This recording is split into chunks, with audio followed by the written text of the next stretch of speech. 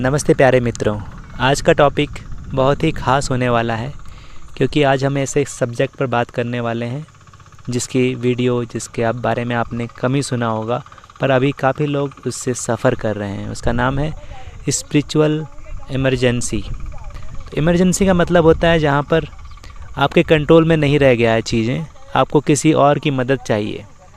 Spiritual emergency आध्यात्मिक जीवन में हमारे साथ ऐसे कुछ होता है जो हम खुद कंट्रोल नहीं कर सकते, उसके लिए हमें किसी की गाइडेंस चाहिए, किसी की ज़रूरत चाहिए।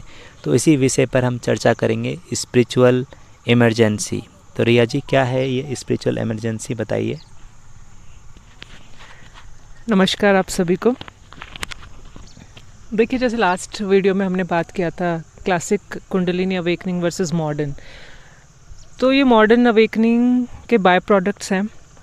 और अगर इंडिया में खासकर अगर हम अपने आध्यात्मिक जो हमारी जागरूकता हो रही है उसको हम अपने पुश्तैनी प्राचीन काल के स्क्रिप्चर से अगर कंपेयर करेंगे तो हमको रिज़ल्ट इतने मिलेंगे नहीं, क्योंकि उस टाइम पे लोग भी अलग थे, लाइफस्टाइल अलग थे, चैलेंजेस अलग थे इस तरह के।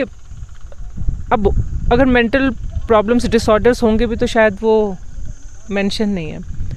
तो अभी जो हमारा मॉडर्न डे का जो अवेकनिंग है उसमें कुछ अवेकनिंग की जो हमारी स्टेजेस, अगर वो कंट्रोल ना हो या हम उसको सही गाइडेंस में ना समझें तो वो एक इमरजेंसी का रूप ले लेती हैं। फॉर एग्जांपल, अवेकनिंग के टाइम पे आपको आवाज़ें सुनाई दे सकती हैं जो आपको दिखाई कुछ नहीं देगा, लेकिन आवाज़ें आ रही हैं, या एक ड्रीम बार बार आ रहा है। तो आप उसको, क्योंकि हम किसी भी इंफॉर्मेशन, किसी भी जानकारी को हमारे ब्रेन में जो ऑलरेडी स्टोर्ड जानकारी है हम उसके पैरामीटर पे ही उसको कंपेयर करते हैं। तो अगर आप यहाँ करप्ट हैं या आपको सही इन्फॉर्मेशन नहीं है तो हम उसको वैसे ही समझने लग जाएंगे। और अगर हमने उसका जिक्र किया किसी भी इंसान से तो वो उसको जितनी नॉलेज है वो उस हिसाब से, तो जैसे अगर आवाज़ें सुनना या कुछ दिखाई देना या कुछ एहसास होना, या कई बार ऐसा होता है कि हम सुबह उठते हैं बॉडी में कुछ मार्क्स होते हैं, वो मार्क्स कहाँ से पड़े पता नहीं, जैसे किसी ने ज़ोर के ऐसे हाथ पकड़ा या कोई कीड़ा चला हो, ऐसे होती हैं अवेकनिंग में गतिविधियाँ। अगर हम ये चीज़ें लेके डॉक्टर के पास जाएंगे, तो अगर हम साइकेट्रिस्ट के पास जाएंगे तो DSM के according hallucination, delusion, illusion, schizophrenia का नाम देके मेडिसिन पे आपको रख देंगे। वो गलत नहीं है, लेकिन मैं ये बोलूँगी कि अपडेटेड नहीं है। अपडेटेड होंगे तो ये भी एकदम अच्छे से डॉक्यूमेंटेड है अब तो स्पिरिचुअल इमरजेंसी और स्पिरिचुअल अवेकनिंग के जो सिम्टम्स हैं। तो इसमें क्या है कि इसके ऊपर पूरा फुल फ्लेज्ड रिसर्च हुआ और इसके कुछ इनिशियली तो 10 पैरामीटर थे जिसमें UFO दिखना भी एक स्पिरिचुअल इमरजेंसी का साइन सिंबल समझा जाता था। लेकिन फिर उसको, क्योंकि वो हर रीजन में, हर कंट्री में एप्लीकेबल नहीं है, तो वो एक पैरामीटर हटा दिया। एक और था जो मैं अभी भूल रही हूँ, तो 8 पैरामीटर रखे। अब रिसर्च में क्या होता है, रिसर्च कभी भी ऐसा नहीं होता कि एक मुट्ठी भर लोगों को हमने ले लिया। जब भी साइकोलॉजी, साइकेट्री की जो रिसर्च होती है वो, क्योंकि ये फिनोमेना ऐसा है ग्लोबल, यूनिवर्सल, तो इसमें रिसर्च में काफ़ी कंट्रीज़ का पार्टिसिपेशन हुआ, लोगों का सैंपल उठाया गया। इंडिया से भी हुआ है इसका, जो सैंपल लिए वो इंडिया से भी लिए। तो वो 8 पैरामीटर जो हैं वो मैं थोड़ा आपको ब्रीफ में बताना चाहूँगी कि वो कौन से कैटेगरीज हैं, क्योंकि जिनका अवेकनिंग इमरजेंसी में कन्वर्ट हो रहा है या हो गया है उनको ये चीज़ें होती हैं, ये निकला है। अब ये तो देखिए, इस पे तो ऑस्ट्रेलिया में भी एक मोनिका गोरेत्ज़की, उन्होंने तो फुल फ्लेज्ड रिसर्च किया, फिर उनका रेफरेंस भी मैंने लिया, फिर मैंने खुद अपने मास्टर्स में भी ये स्केल्स को लोगों को दिया फिल करने के लिए। तो ये निकले हैं, पॉजिटिव रिजल्ट इसमें निकले हैं, लेकिन लोगों को नहीं पता कि ये ऐसा हो रहा है। लेकिन अब वो क्या करेंगे, मान लीजिए एक स्पिरिट पोजेशन स्टेज है स्पिरिचुअल इमरजेंसी की, तो आपको पता है हमारे इंडिया में तो भूत प्रेत का नाम लेते ही, या किसी को लगे कि मेरे पर साया है या मुझे कोई कंट्रोल करने की कोशिश कर रहा है, तो वो कहाँ जाएगा, बाबा ओझा के पास। ठीक है, सारे बाबा ओझा भी, मैं ये नहीं बोलूँगी कि सब करप्ट होते हैं, कुछ अच्छे भी होते हैं, कईयों के पास सच में होती हैं सिद्धियाँ। तो लेकिन इसको पूरे तरीके से समझा जाए, क्योंकि ये टेम्पररी है और हम परमानेंट इसका इलाज कर बैठते हैं, तो स्टेज हमारी अवेकनिंग की जो है वो खंडित हो जाती है। तो देखिए, इसमें सबसे पहले और ये स्टैनिस्लॉ ग्रोफ ने ही, उन्होंने ही इसको काम को अंजाम दिया था। तो उन्होंने जितनी स्टडी की, स्टडी में एक हमेशा ना क्या होता है कि हम जब ऑब्जर्व करते हैं, एक ऑब्जर्वेशनल स्टडी जो होती है उसमें एक पैटर्न निकल के आता है, फिर वो पैटर्न के हम पैरामीटर बनाते हैं, फिर वो स्केल में कन्वर्ट होकर लोगों को दिए जाते हैं। इस तरीके से एक साइकोलॉजी की रिसर्च ऑथेंटिक स्टैटिस्टिकली होती है।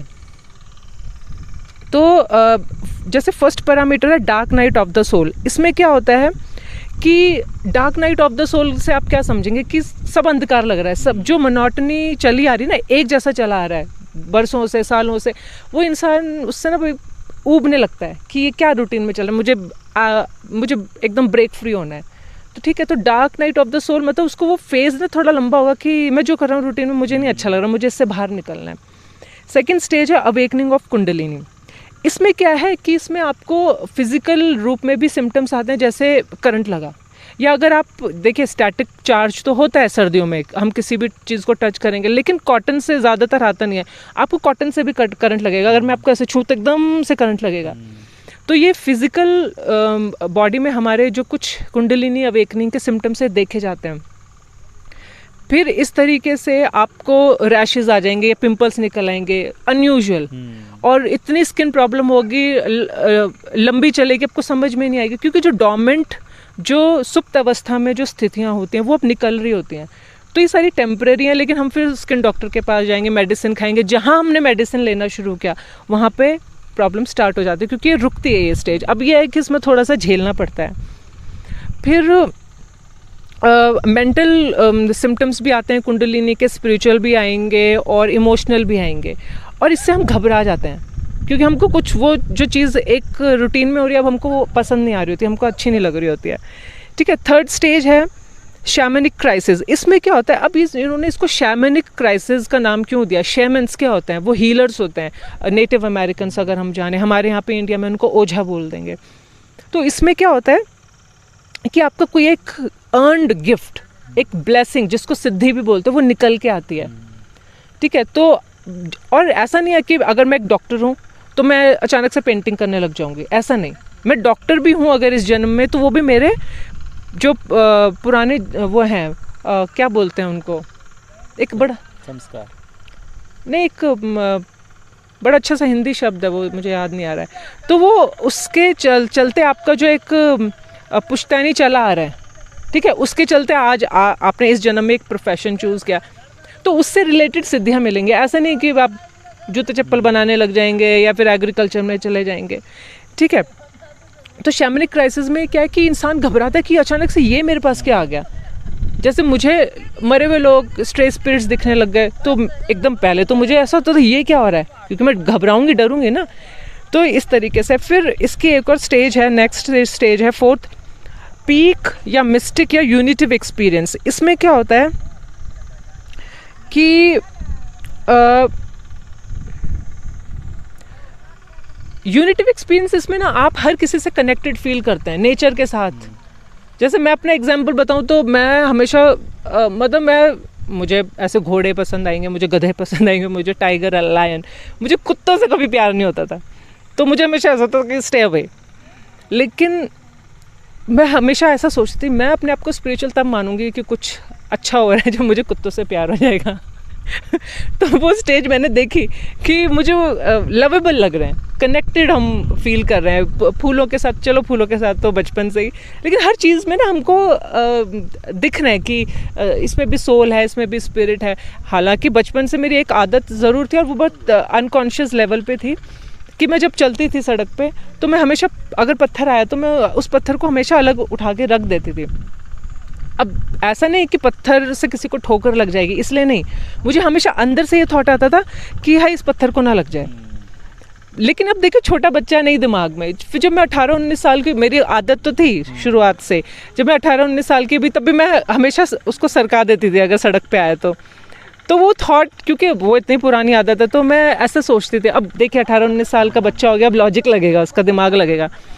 तो मैं सोचती थी कि हाँ मैं बचपन से हटाती हूँ, अब हैबिट हो गई है, तो मैं सोचती मैं क्यों हटाती हूँ, शायद लोगों को ठोकर ना लग जाए इसलिए ना। लेकिन अब वो बचपन का थॉट भी आ रहा है कि नहीं तू तो इसलिए हटाते कि पत्थर को ना लग जाए। तो मेरे लॉजिकल ब्रेन अब मेरे को बोला चल ऐसा थोड़ी, तो पत्थर को क्या लगेगी। लेकिन अब देखिए जब अवेकनिंग प्रोसेस शुरू हुआ तो मुझे समझ में आया कि सबसे पहले हमारी जो आत्मा है वो सुप्त अवस्था में आती है, वो पत्थर के रूप में ही हमें माइक्रो ऑर्गेनिज्म के रूप में ही आएगी।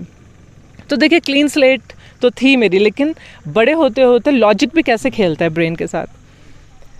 देन जो नेक्स्ट स्टेज है वो है साइकिक ओपनिंग। इसमें साइकिक ओपनिंग में आपने बहुत सारी ना ऐसे टर्म्स सुने होंगे, लूसिड ड्रीमिंग होना, एस्ट्रल ट्रैवल, तो ये होता है। लेकिन ये ऐसा नहीं कि इसके मज़े लिए जाएं रोज़ रोज़ रोज़ रोज़, ये टेम्पररी होता है और इन सब चीज़ का मकसद होता है। लेकिन आज मैंने मतलब कुछ सालों से तो मैं एक ट्रेंड क्या देख रही हूँ, लूसिड ड्रीमिंग सेक्स भी हो रहा है कि आपको एक लूसिड अवस्था में ले जाएंगे, वहाँ पे सेक्सुअल मज़े, और सेक्स तो सबको चाहिए, सब वो प्लेजर। तो लेकिन ये आप इस किसी भी स्टेज से ना आप बंद के मत रहिए, क्योंकि ये टेम्पररी फेज़ है। अगर आप रुक गए तो आपकी जर्नी रुक गई। और ये टेस्ट भी होते हैं, किसको ये इस तरीके का प्लेजर मिल रहा है जिसके लिए ये अभी तैयार नहीं है ना। किसी को एक औकात से ज़्यादा चीज़ मिल जाए तो उसको लगता है ना कि हम हमेशा पकड़ के रखो अपने पास में। तो ये टेस्ट भी होते हैं, एस्ट्रल ट्रैवल भी है, वो मेरा भी हुआ, मेरे साथ भी। लेकिन मैं लोगों को दीवाना होते हुए देखती हूँ, मेरे को तो बार बार नहीं हो रहा था, वो हुआ, मैंने उसको एक्सेप्ट किया and then move on, let it go कि ओके ठीक है हो गया। और ऐसा भी नहीं कि मैं जाके अभी बहुत इसको प्राइड फील करा रहे मेरे को, लेकिन इससे मेरा भला क्या हो रहा है, लूसिड ड्रीमिंग से मेरा भला क्या है, एस्ट्रल ट्रैवल करने से मैं आपका क्या अच्छा कर पा रही हूँ, राइट। तो इस तरीके की ये साइकिक ओपनिंग की हमें आउट ऑफ बॉडी एक्सपीरियंसेस होने स्टार्ट हो जाते हैं। देन हमारा पास्ट लाइफ एक्सपीरियंसेस हमको बहुत दिखती हैं। एक ड्रीम मुझे 4 साल कंटिन्यूस दिखा कि मेरे बैक पे किसी ने मुझे बुलेट हिट किया। I was in the uniform, तो मैं ड्यूटी पे थी, तो मुझे वो पूरा दिखता है कि मैं यूनिफॉर्म में वो 4 साल। और जैसे मूवीज़ में नहीं दिखाते एकदम पसीना पसीना होकर घबरा के एकदम ऐसे उठना ऐसे, क्योंकि वो जब हिट किया ना तो वो हिट आज तक मेरे सेलुलर लेवल पे वो इतना मेमोरी इनग्रेन थी कि अब वो टाइम था कि इसको भी निकाल। क्योंकि तुझे एक ऑब्वियसली फर्स्ट टाइम अगर किसी को बुलेट लगाए तो वो एहसास अलग ही होता है ना। फर्स्ट टाइम कुछ भी चीज़ होती है हम भूलते नहीं है।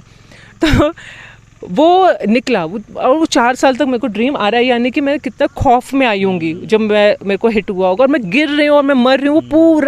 वो पूरी एक वीडियो जो है ना हायर स्पिरिट्स चलाते थे मेरे लिए, उसका मकसद यही होता है कि अब ये ड्रीम आ रहा है, obviously not so good experiences ही हमारी मेमोरी में, तो उन्हीं को रिलीज़ करना है। तो कुछ अच्छी चीज़ें तो मुझे दिखेंगी नहीं, जो बैड एक्सपीरियंसेस हैं या ट्रॉमेटिक एक्सपीरियंस है वो ही आएंगे और निकलेंगे कि इनको अब रिलीज़ कर दो। तो पास्ट लाइफ एक्सपीरियंस में ये मैंने सिर्फ एक छोटा सा एग्जांपल आपको दिया। बाकी जो मेरे और different countries, different nationalities, different planets, different universe में भी जो मेरी लाइफ है वो भी बहुत निकल के आई। और फिर मैंने समझा कि ओके ठीक है, मैं अगर ऑटोमेटिकली किसी चीज़ से कनेक्ट होती हूँ तो वो इसका कुछ रीज़न है। देन बहुत इम्पॉर्टेंट सेकेंड लास्ट स्टेज है पोजेशन स्टेट्स। इसमें क्या होता है कि आपका पोर्टल जब ओपन होता है, जब आप एक एनर्जी एमिट करना स्टार्ट करते हैं, अगर मान लीजिए आप एक घर में हैं और आपने विंडो खोला कि हवा आ जाए, तो आप मक्खी मच्छरों को नहीं रोक सकते हैं। सिमिलरली जब आपका पोर्टल ओपन होता है, एनर्जी जब खुलने लग जाती है आपकी, तो आप नेगेटिव फोर्सेस को भी अट्रैक्ट करते हो और उसमें अगर आपने सावधानी नहीं बरती तो पोजेशन हो जाती है। लेकिन पोजेशन आपकी मर्जी के खिलाफ नहीं हो सकते कभी भी। आप उसको कोई कंडीशन देंगे, और कंडीशंस क्या होती हैं, या तो आप डिप्रेशन में हैं, या आपकी कोई एडिक्शन है, या तो आप बहुत ज़्यादा सेक्स में इंडल्ज हैं, तो लड़कियां ही आएंगी आपके पास आपको करप्ट करने के लिए, लड़कियों के रूप में। क्योंकि आपने तो लड़की देखी, प्लेजर देखा, उसके पीछे आत्मा कैसी आ रही है, फिर वो सेक्स के थ्रू तो बहुत ईजिली क्या बोलते हैं पोजेशन हो जाती है। एक सेक्शुअल वैम्पायरिज्म भी पूरा फुल फ्लेजेड, इस पर भी रिसर्च है। तो ये ऐसे पोजेशंस जो हैं फूड के थ्रू बहुत जल्दी हो जाती है, किसी को कुछ खिला दिया, ठीक है, फिर सेक्स के थ्रू बहुत जल्दी हो जाती है। और अगर आप डिप्रेशन में हैं, कोई भी कंटिन्यूस फेज आपने रखा, तो वो उस तरीके की एनर्जीज अट्रैक्ट होकर आपके अंदर आ जाएंगी, क्योंकि उनको भी एक मीडियम चाहिए निकलने के लिए, बिकॉज वो स्टक हो गए यहाँ पे ना। सिमिलरली अब पोजेशन ज़रूरी नहीं है कि आपको हार्म करे, अच्छी पोजेशन भी होती है। मान लो कोई आप पेंटर हैं और एक बहुत फेमस पेंटर एक्सीडेंट में चले गए, तो वो भी अपने फ्रीक्वेंसी का इंसान देखेंगे तो आपको वो अचानक से वो एक क्रिएटिविटी निकल के आई, ब्लेसिंग, तो वो भी हो सकता है। तो possession state whether it's good और बैड, नेगेटिव या पॉजिटिव, बहुत प्रोमिनेंट चांसेस होते हैं। और मैंने खुद अपने घर में लोगों को देखा है एकदम बदलते हुए, आइज़ बदल गई, वो अब पूछ ही नहीं रहे अपने फैमिली मेम्बर्स को भी। तो इतना डेंजरस ये है। अब ये जो चीज़ें मैं बता रही हूँ ना, ये हैंडल हर कोई नहीं कर पाता, क्योंकि इसका कोई, अब देखिए स्पिरिट पोजेशन क्या बोलते हैं, थेरेपीज़ भी हैं इसको हील करने के लिए, लेकिन वो स्टडी इंडिया में इतनी नहीं है, किया ही नहीं किसी ने। तो अब जैसे स्पिरिट रिलीजमेंट थेरेपी, डेविड बॉल्डविन ने इतना अच्छा काम किया, इतनी कमाल वीडियोस हैं उनकी, ठीक है, वो खुद मतलब डॉक्टर रहे हैं। तो अब चलो क्योंकि मेरा ये काम आ गया तो मैंने सारी स्टडीज़ उठा के की, तो मैं ये सर्विस दे सकती हूँ लोगों को, मैं हील कर सकती हूँ, बता सकती हूँ। बट अब मेरे जैसे हैं ही कितने, राइट। तो ये जागरूकता भी देना इम्पॉर्टेंट है लोगों को कि क्या क्या चीज़ें होती है। नाउ लास्ट जो है स्टेज पैरामीटर है एक्टिवेशन ऑफ द सेंट्रल आर्कीटाइप, ठीक है। एक्टिवेशन ऑफ द सेंट्रल आर्कीटाइप का मतलब क्या है? देखिए, एक्टिवेशन हुआ सेंट्रल आर्कीटाइप, अब सेंट्रल समझ में आ गया, अब आर्कीटाइप्स क्या हैं। फॉर एग्जाम्पल मैं एक पेंटर हूँ, ठीक है। अब मैं पेंटर हूँ तो यानी कि ब्रह्मा, विष्णु, शिवा, ये 3 कैटेगरीज है। तो मैं अगर मैं क्रिएटिव हूँ और मैं कुछ क्रिएट कर रही हूँ तो मैं ब्रह्मा कैटेगरी से रिलेट हुई ना। विष्णु वाला जो है वो एडमिनिस्ट्रेशन संभालेगा, प्रिजर्व करेगा, और शिवा वाला है वो वॉरियर, ठीक है, वो प्रोटेक्ट करेगा, डिस्ट्रॉय करेगा। तो अब मैं अगर पेंटर हूँ तो मेरा आर्कीटाइप जो है वो किस फैमिली से आएगा? ब्रह्मा से आएगा। तो उसमें जितने कलेक्टिव पेंटर्स हुए होंगे उनकी एक पावर है, उनका एक हुनर है, उनकी ब्लेसिंग्स मुझे मिलनी स्टार्ट हो जाएंगी। मैं पोर्ट ओपन होगा तो इसका मैं बहुत फाइन एग्जांपल आपको देती हूँ। जैसे मूवीज़ लिखी जाती हैं, बहुत अच्छे राइटर्स होते हैं, पोएट्स होते हैं। आपको लगता है कि उन्होंने एक ज़िंदगी में, या अगर वो 30-35 साल का भी एक पोएट है, 50 साल का भी है, तो 50 साल में इतनी वैरायटी ऑफ दुख या सुख देखे होंगे जो इतनी खूबसूरत पोएट्री लिख लेते हैं? पॉसिबल नहीं है। तो ये हम एक्सेस कर पाते हैं। लाइब्रेरी जो एस्ट्रल रिकॉर्ड्स भी होते हैं, आकाशिक रिकॉर्ड्स जिनको बोलते हैं, हम उनको एक्सेस कर पाते हैं। तो ये एक्टिवेशन ऑफ द सेंट्रल आर्कीटाइप, ये एक्टिवेट हो जाती हैं कि अब मान लीजिए क्या बोलते हैं, कोई फिल्म मेकर है लेकिन वो इतनी कमाल मूवीज़ बना रहे हैं बार बार, कैसे? ब्लेसिंग्स है। अब जैसे अवतार मूवी है, वो कितना सुंदर दिखाया, और इतने कमाल की भी मूवीज़, और मुझे नाम नहीं याद आ रहे हैं उन डायरेक्टर्स के, लेकिन हॉलीवुड में एक से एक। तो उनके सब्जेक्ट्स में देखती हूँ, मैं देखती हूँ इन्होंने तो कुछ छोड़ा ही नहीं। पूरे ब्रह्मांड में क्या हो रहा है वो बता दिया, इस प्लैनेट पे क्या आपदा है, क्या मुसीबत आने वाली है, आ भी रही है। जैसे 2030 में एलियंस होंगे हमारे बीच में, ठीक है। तो ये सारी की सारी, अब इंडिया एक तो जागरूक होना भी नहीं चाह रहा है, क्योंकि वो हैबिट से भी अपने रूटीन में भी बन गए ना कि हमारे तो रामकृष्ण आके संभाल लेंगे। अरे रामकृष्ण के ऊपर भी तो उनके भी तो बाप है। अब कहानी आगे बढ़ चुकी है बहुत सारी। तो इस तरीके से ये एक्टिवेशन ऑफ सेंट्रल आर्कीटाइप जो है एक्टिवेट हो जाता है, तो हमें और खुल के जो है ना असिस्टेंस मिलने लग जाती है, क्योंकि हम एक इंसान के बस की इतना नहीं है कि हम फिर सारे पावर्स के साथ इतना फुल फ्लेजेड हम फंक्शन कर सकें। और जैसे मान लीजिए मेरा वॉरियर उसमें है, तो अब देखिए मैं अगर इतना प्योर हूँ और मेरे में क्षमता है, तो जितने और भी वॉरियर हैं दूसरे यूनिवर्स में, उनके भी कोई ना कोई तो फैमिली आई हुई है। अब वो नहीं आ सकते, वो मेरे थ्रू करवाएंगे सारा काम। तो ये एक्टिवेशन हो गया मेरा।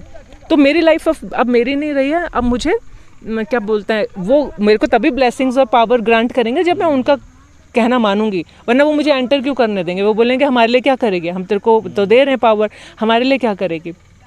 तो ये इस तरीके से चलता है। और एक छोटा सा मैं एक मतलब इंडियंस की एक तो है रिजिडिटी, उस पर मैं प्रकाश डालना चाहूँगी कि जो भक्ति में होते हैं, भक्ति का असली मतलब है, देखिए कृष्ण की आपने पूजा की, राम की पूजा की, हनुमान, किसी की भी पूजा की, भक्ति का जो एक कॉन्सेप्ट था वो ये था, ऊपर वालों ने ये कह कर दिया था कि देखिए जितने भी मैथोलॉजिकल स्टोरीज़ है ना वो रियल है, वो रियल कैरेक्टर्स हैं, हम उनके लिए क्वालिफाई करेंगे तो वो हमको निभाने के लिए मिलते हैं। लेकिन हर चीज़ का ना समय निर्धारित है। मान लीजिए आपको आप पैदा हुए थे, आपका कैरेक्टर लिखा गया था कि जब आप मैच्योर हो जाएंगे तो आप कृष्ण का रोल प्ले करेंगे। अब बहुत सारे कृष्ण हैं क्योंकि बहुत सारे ब्रह्मांड हैं, राइट। इसका एग्जांपल हम ऐसे ले सकते हैं जैसे दशहरे के टाइम जो रामलीला होती है। अब देखिए दिल्ली में भी रामलीला हो रही है, लखनऊ में भी हो रही है, यूपी में बनारस में भी हो रही है, लेकिन प्लॉट एक है, कैरेक्टर सेम है, लेकिन अपने अपने तरीके से कर रहे हैं। तो इसी तरीके से आपको भी कैरेक्टर्स मिले। अब जो इन कैरेक्टर्स को नहीं निभा पा रहे हैं क्योंकि डिले हो गया, टाइम अप हो गया, तो यूनिवर्स ने बोला अब आप इनको पूजा करो, ठीक है। पूजा करके क्या होगा कि अब इन ये वाले जो गुण हैं इन कैरेक्टर्स के वो अपनाओ भक्ति के थ्रू। लेकिन यहाँ क्या कर दिया, उनको आइडल समझ के अब उनकी पूजा हो रही है, रिचुअल्स में ज़्यादा है। उनके गुण कितने ले रहे हो आप, उनकी मतलब मुझे तो खुंदकारी ना बोलते हैं, मैं बता नहीं सकती क्योंकि वो वेस्ट ऑफ टाइम है, आप कहीं नहीं पहुँचोगे।